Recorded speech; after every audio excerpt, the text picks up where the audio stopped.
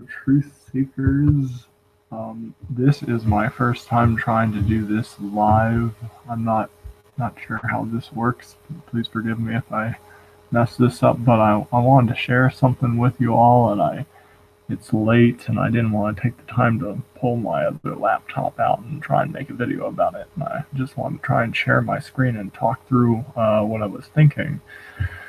But I was having some thoughts about the 364 days mentioned in Enoch, and I'd like to share some thoughts and see if I can get some feedback, just food for thought. But, I've been noticing it seems there's an overlap of time. And, we've all, probably a lot of us, have tried to lay this out in Excel and count different calendar days, and we just can't see 364 or anything really close to 364 when we're using these tools and the modern Gregorian calendar to count. But I think there might be something going on with the time zones, and I have other videos I got long and short versions of those videos. I think they're titled Where Does Time Begin, that kind of discuss this topic, but I think it has the potential to almost answer the 364-day question that Enoch was talking about. So if you're looking at this picture, this is just maps that I've laid out kind of side by side. So here's one, here's one, here's one, and it just shows the progression of time. So this vertical line is where I'm starting, and this other vertical line is kind of where I'm ending. And so if you can imagine the sun traveling over this map, it just goes around one way or another depending on what model you think the Earth is. But anyway, the thing you gotta realize is, with the international dateline, people made up the international dateline. You can see that that's what the squiggly line is here. It's man-made, as should be obvious by looking at this squiggle here. But somewhere there is a spot. I don't know if it's consistent every single year or if it moves slightly or what's going on, but there has to be a spot somewhere where time begins, and like the first people on Earth to see that specific day, and then you've got a day cycle following that location. And so I'm not exactly sure where that is, but just for the sake of this, I said, let's imagine that the day begins near the Garden of Eden, and I'm not even sure if that's like the right location for the Garden of Eden, but whatever. So over here is where I'm saying the day starts. Now, just to try and say this in a nutshell, if you can imagine, the sun is going to be here, and it's going to need to travel. So this is where the day begins, right here, or right where this line is. And so, the people right here, or right here, somewhere right around here, they're waiting for the day to begin. They're at the end of this 24-hour cycle right over here somewhere. So that's kind of what I'm showing over here. I tossed it over for the guys who are kind of a day behind. They're right here, so the day begins here. You'll notice on the map it's the same location here. So this is just showing the first day for these guys. So day one begins right here for people at approximately this location where the X is. So then the sun travels its circuit for an entire day cycle until it returns again to that approximate location. But right before it does, it reaches this location, and the day cycle begins for these people. Like, it begins here. They haven't technically seen a day yet. They're still waiting for day one. It hasn't even started yet. So then then they need to have day one. So their day one goes all the way over here. And you can see there's this huge chunk of time. But what I'm trying to show here is from this line to this line, everyone on Earth, you ignore what this person is seeing here, time continuing for the people in this location on this line. You got to realize that from here to here is it's 1 day cycle for everyone on Earth, and it's not what people think. Like, it's not 24 hours. It took pretty much approximately 48 hours to get everyone on Earth to see 1 day cycle, one complete day cycle. Because remember, if you pick a location and you start here and then you run for a day, just east of that, somewhere over here, is the end of that cycle. So the people here are not even going to start seeing a day until the sun returns here, and then it's going to overlap, and that's what I'm showing here, and it's going to run its course for them, and it's really 48 hours of a continuous clock running before the entire Earth can see. So, I mean, these people up here, yeah, they're going to see, imagine from here to here, they're going to see whatever, 48 hours. But these people are only going to see 24 hours. They're a day behind. There's this overlap of time. And it gets confusing when you look in Excel and you're counting calendar days because you don't see that overlap. Like, I think when people do it in Excel, they're not using time zones in Excel. So when they lay the dates out, it's like, oh, this is always adding up to 365 or 366 or something. But when you take the time zones into consideration, and what I'm explaining here, I think you'll discover that there's this extra 24 hours. So I don't know if you can read all this other stuff. Just in case you can't, I guess I'll talk through it real quick.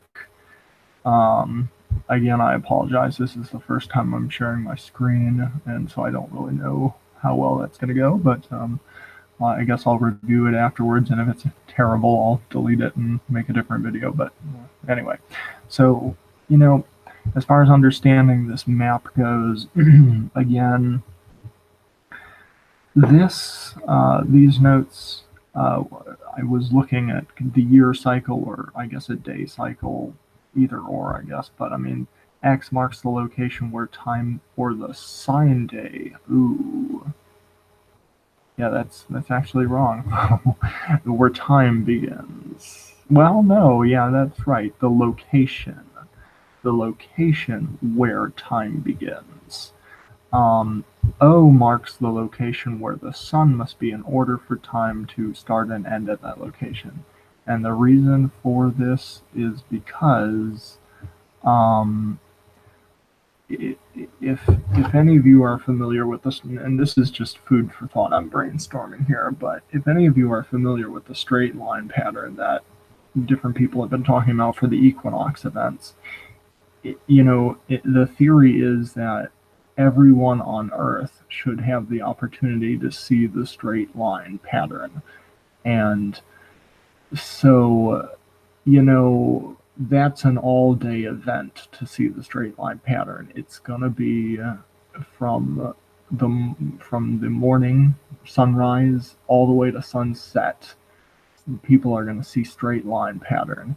And so if we're saying time begins at this X, then if time begins here, I mean, the sunrise is the sun isn't going to be directly overhead at this location when the sun rises. It's going to be somewhere over here, approximately 3 or 4 hours. So that's kind of what this is. And likewise, at the end of the day, the same kind of thing happens. Like, in order for the people at this location to see the straight line pattern, they're going to need to see the sun actually go to sunset to create that straight line pattern for them. So it's kind of interesting, this little bit of overlap. I'm not sure what to think about that yet. I'll talk more about that in another video, but I think the main part of this video is, I think it's possible there's definitely a 24-hour period difference if you're realizing that there's this overlap of time occurring. And possibly these other things that I'm talking about might account for that extra 0.25 days that modern science seems to be so prevalent in modern science. Anyway, let me finish reading this. So this is all just food for thought. Ultimately, I believe we can understand time simply by watching and measuring the movements of the heavenly luminaries per Genesis 1:14. But I did want to say there is value to watching the Creator's timepieces. I mean, if there's anything to what I'm saying, I doubt I would have had any of these thoughts if I wasn't at least a little familiar with the way the Creator's timepieces moved. Like if I wasn't getting out there to look, I don't think I would have even thought about this. So again, these sign days, um, it seems to need to apply at least to the equinox events in order for everyone to see the sign. There has to be this overhang in order if that straight line pattern method is even accurate, which it seems it was this past spring. But we're going to keep testing that out. And who knows? Maybe it's not. But so like this note, the year seems to begin with 3 to 4 hours east of the location where time begins. I hope this was confusing for me to think about for a long time. I had to write this to make it make more sense. But again, the straight line pattern, you need a straight line in the morning. So if you're saying the day this a specific location is where time begins, and the sun has to begin that day 3 to 4 hours to the right of that location, the east. Likewise, with the end of the day, if it's the end of that day cycle, the sun is going to end up west of that 3 or 4 hours. So, I mean, that just, it's good to be aware of, and it might have something to do with, like I said, the remaining 0.25 days difference. But back to that main difference of 48 hours for one day cycle to occur for everyone on Earth. This, I think, is probably the most important part of this video. Let me read this last paragraph. So, if time begins at a specific location, then the location just east right here. So we started here, so just east would be here. By the time this day cycle ends, you drop down, we're looking just east is at the end of that cycle, where the next cycle, well, I mean, they're still waiting for day one to begin over here when these guys are seeing day one. And you don't notice it because of the overlap, but let me, so if time begins at a specific location, then the location just east of that would be approximately 1 day behind, meaning in order for the person living near the end of the 24-hour cycle, they would need an extra day in order to see the same number of days the person would see at the start of the 24-hour cycle. There is an overlap of time, and that's why it's hard to see in Excel or on calendars. Take, for example, 3/21/2019 at 7 a.m. in Japan. That does not happen at the same time that 3/21/19 7 a.m. happens in West Virginia, USA. So in order for the person at the end of the 24-hour day cycle to see the same number of days someone at the start of that 24-hour cycle would see, there would need to be an extra day. So for example, if people at the start see 364 days, the total clock time would need to show 365 days for the people at the end to see the same number of days. So all that said, we seem almost pretty close to that 364 days talked about in Enoch. It's just hard to see because of the overlap of time. This is just food for thought. So yeah, I guess that's it. I hope I didn't confuse people. But it is just food for thought. I think there might be something to this, and it's hard to see, and you just gotta look at it. Maybe I'm wrong. Maybe this is nothing, but I think there's something suspect about that. And this picture right here, like, it's kind of hard to see it because time is just running, and the way they have the international date line set up and Gregorian date set up, it's just hard to see because it overlaps. But if you pay attention to the time zones and if you think about it, look like a picture like this and how the sun needs to travel and how much time actually goes by in order for everyone on Earth to see the day cycle, of sun all day and then followed by night. That's for these people over here. If time starts here, then these people over here are going to be 1 day behind, but it's still 1 day for them. And so you have to go all the way from here to here for everyone on Earth to see 1 day. And so I think there's something to that. But I just wanted to put that out there as food for thoughts. Just very preliminary. I'm going to have to think about this more, but let me know your thoughts. If any of that made sense, or if you can see why that does not make sense at all and I'm crazy, let me know. We'll talk about it.